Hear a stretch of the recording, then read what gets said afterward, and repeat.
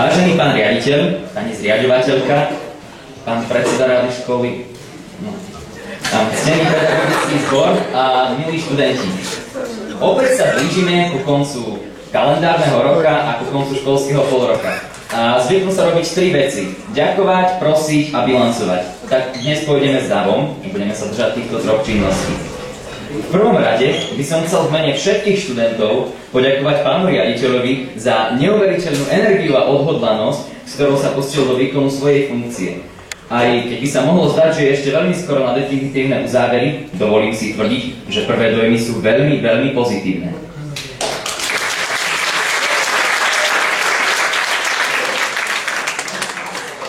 Jeho príchodom nastali a určite ešte nastanú mnohé zmeny, ktoré sú potrebné aj v dobre fungujúcom systéme, aby sa udržala nejaká dynamika. Pevne verím, že cesta, po ktorej sa snaží viesť naše gymnázium, je správna. Manažovať komplex 130 žiakov, takmer 20 pedagógov a tiež ďalších nepedagogických zamestnancov musí byť náročná úloha. Preto mu v mene študentov želám veľa šťastia a rozumu pri výkone jeho funkcie.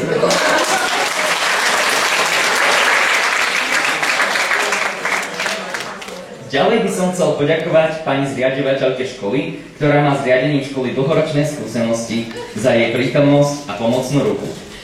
Stav našej školy je do veľkej miery jej zásluhou, preto jej chcem v mene študentov po viac ako 10 rokoch tvrdej práce vyslovovať vďaku. Želám jej, aby na škola, na ktorej rozvoj sa podielala od začiatku, mohla byť vždy hrdá.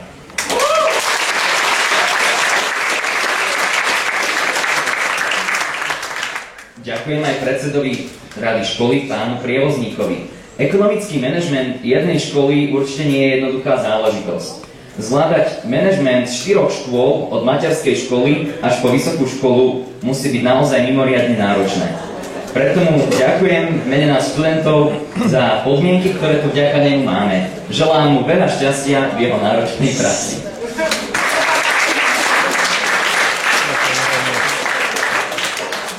Milí učitelia, bez vás by žiadna škola nemala zmysel. Chcem vám prejaviť veľkú vďaku za vašu nevyslovnú trpezlivosť, ktorú prejavujete pri snahe naplniť naše hlavy novými poznatkami, aj keď tie, použijem fyzikálnu terminológiu, často vykazujú veľký odpor proti tomuto prúdu poznatkov. No a kde je vo fyzike odpor, tak tam je aj napätie a niekedy ho medzi nami a vami, našimi učiteľmi, naozaj prebytok, ktorí spôsobujú všetky nesplnené domáce úlohy, na poli prázdne testy a niekedy aj úplne prázdne pohľady na vyučovacích hodinách. Za všetko toto nadbytočné napätie sa vám chceme dnes ospravedlniť a väčšinou sme nespokojní neprávom, niekedy, málokedy sme nespokojní oprávnene, no spokojní nebudeme nikdy. Sme už raz takí. Preto vám v mene študentov tejto školy želám a prosím vás, vydržte to s nami a snažte sa ako doteraz.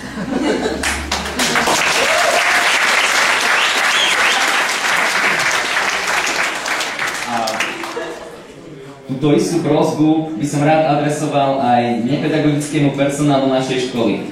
Pani upratovačky, vrátničky, kuchárky, pani ekonomka, pani asistentka riaditeľa, pani knihovnička. Často to s nami nemáte jednoduché.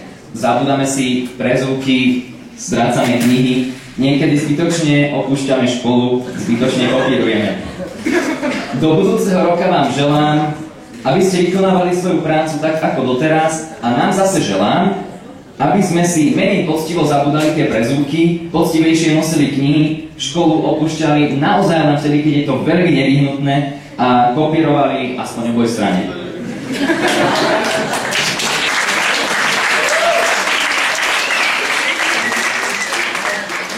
Veľmi krátko budem veľmi osobný. Za seba aj za celú 5. B veľmi ďakujem pani učiteľke Tomášcovej, ktorá je našou ďakujeme za všetko, čo pre nás robí a jednoducho za všetko. No. A teraz by som sa chcel obrátiť na vás, milí študenti. Najprv to nevyhnutné. Ďakujem vám za to, akí ste. Za to, akí ste úžasní kamaráti, priatelia, spolužiaci a známi. Bez vašich silných a slabých stránok by to tu tiež nemalo zmysel. Veď učitelia s pánom riaditeľom by sa museli unudiť na smrť. Nemente sa a buďte sami sebou. No, napriek tomu by sme sa mali snažiť znížiť počet vrások a šedivých vlasov na tvárach učiteľov. Preto by som sa dnes chcel, milí študenti, veľmi krátko zamyslieť nad tým, čo by sme ešte mohli zlepšiť. A to je, myslím si, že komunikácia, ktorá je pravdepodobne najväčším problémom vo vzťahu medzi študentami a učiteľmi. Ako člen študentskej rady sa totiž príliš často stretávam s tým, že študenti sa dostanú do konfliktu s učiteľom len preto, lebo si nejaký problém dosť nevykomunikujú. A áno, povedať o tom všetkým spolužiakom, pánu riaditeľovi a moderátorovi Lampárne je riešením, ale malo by nasledovať až po rozhovore s učiteľom. Aj keď sa to niekedy nezdá, aj učitelia sú len ľudia a majú svoje slabšie chvíľky. Rovnako je to však aj v komunikácii medzi nami žiakmi, ktorá je často pri výskyte nejakého problému zanedbávaná. Urážky a nadávky nás nikam nedostanú. Tak sa rozprávajme. Tiež by som rád podotkol, že sa netreba pozerať len na tú horšiu stránku veci. Ak sa ti niečo nepáči, tak o tom hovor, no rovnako urob, ak sa ti niečo páči. Páči sa ti činnosť študentskej rady? Zastav na chodbe predsedničku a povedz jej to, určite sa poteší. Páčila sa ti vyučovacia hodina? Zastav sa po hodine za učiteľom a povedz mu to. Ako som povedal, všetci sme úžasní. Ale je dôležité snažiť sa naše talenty a schopnosti prejaviť. Bez toho sú nám úplne zbytočné, lebo ani Cristiano Ronaldo nehral stále futbal doma na dvore, ani Albert Einstein nenechal teóriu relativity zapadnúť prachom niekde na poličke. Preto nás vyzývam, nedávajme svoje schopnosti na poličky. Pridajte sa k redakčnému tímu nášho vznikajúceho školského časopisu.